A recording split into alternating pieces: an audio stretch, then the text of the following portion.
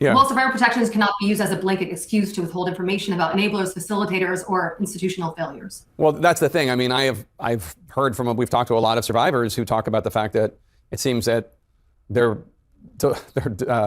removing the names, redacting the names of not just survivors, but potential perpetrators. And we're more than a month past the deadline for the release of files as mandated by. This may look like a delayed document release wrapped in procedural language, but it's actually a stress test for institutional accountability. What's really being tested here is whether legal mandates apply equally when powerful systems are under scrutiny. This raises broader questions about transparency, trust, and how justice functions when it collides with political risk. In this video, we'll break down how delay, discretion, and ambiguity can quietly undermine democratic oversight, and why the explanation matters as much as the evidence itself. How are you doing? I'm doing okay. I'm hanging in there. I feel like we're making some progress, which feels really good to us survivors. We haven't quite gotten to, the nuts and bolts and the nitty-gritty of everything, but we're making some progress, so it feels okay. So this new letter doesn't give a timeline for when the files will be made available, and they were supposed to have been, by law, available in December.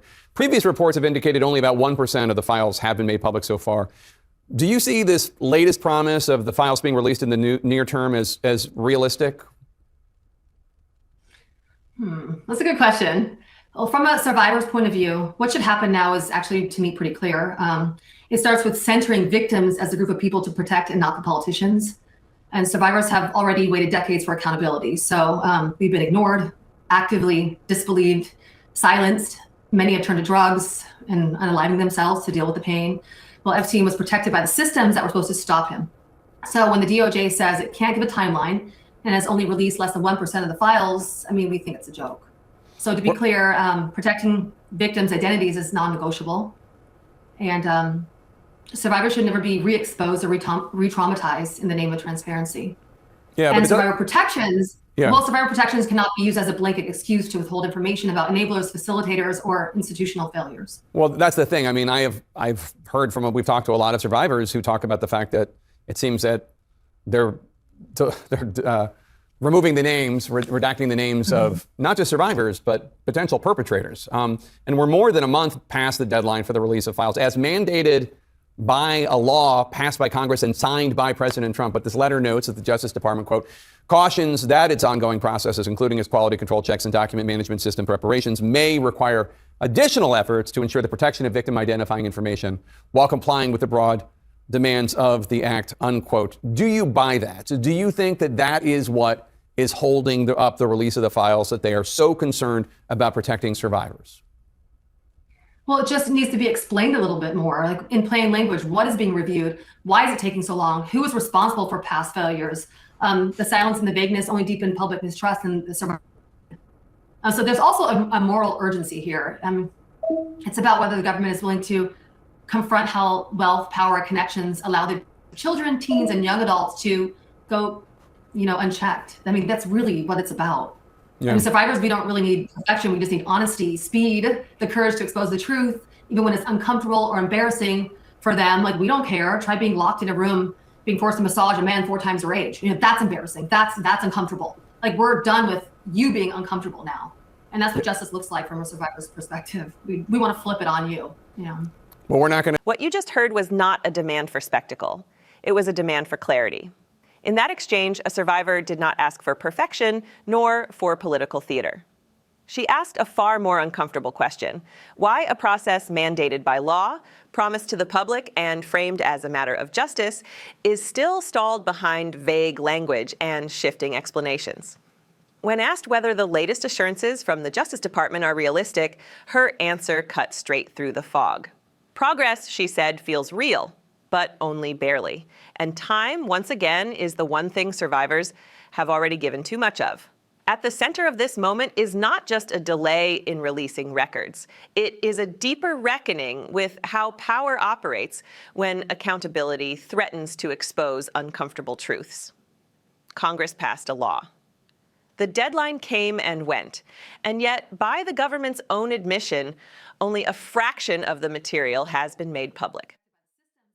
Less than 1%. That is not a rounding error. It is a statement.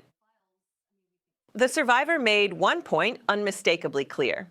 Protecting identities is essential and non-negotiable. No one disputes that. But protection cannot become a blanket justification for silence. When safeguards meant to shield the vulnerable are extended to obscure enablers, facilitators, and institutional breakdowns, protection turns into concealment. And concealment is where trust erodes. She asked what millions are thinking, but few in power are answering. What exactly is being reviewed? Who is responsible for past failures? Why does every explanation sound like process, but never responsibility? The government speaks in technical language, quality control, document systems, internal checks, yet offers no plain-spoken account of what is actually happening behind closed doors. In a democracy, vagueness is not neutrality. It is a choice. This is where the issue stops being about files and starts being about governance. When laws passed by elected officials are treated as flexible suggestions, when deadlines are missed without consequence, and when public explanations grow more abstract the longer delays persist, something fundamental is exposed. Not about one case, but about the system itself. The survivor framed it plainly. Accountability delayed for decades does not feel like caution. It feels like protection of the powerful. She reminded viewers that discomfort is not equally distributed. Institutions worry about embarrassment. Survivors remember isolation, coercion, and silence imposed by authority. When officials say the process is complicated, survivors hear a familiar message: wait longer. And waiting has always been the burden placed on those without influence. This moment also reveals how wealth, status, and proximity to power can bend systems that claim to be neutral. Rules exist. Oversight exists. Yet history shows how easily those mechanisms stall when enforcement threatens reputations rather than abstract principles. The survivor was not calling for chaos or recklessness. She was calling for honesty, urgency, and courage, values institutions praise rhetorically, but struggle to practice when the spotlight turns inward.